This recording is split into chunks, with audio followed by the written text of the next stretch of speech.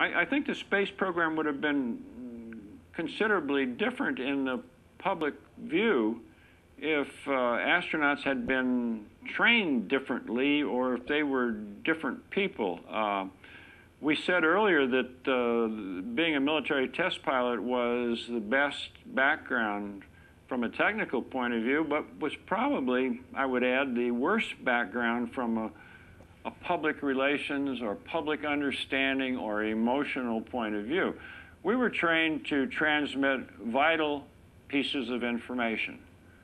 If someone had said from the ground to me in space, well, how do you feel about that? I'd have said, what? Huh? You know, I don't know how I feel about that. You want the temperature, you want the pressure, you want the velocity, you want the altitude. What do you mean, how do I feel about that? It was not within our ken to share emotions or to utter extraneous information. Yes, things were terse, they were clipped. We were trained to give those essential pieces of information. It seems maybe rather short-sighted, almost cruel, you might say, not to want to share anything.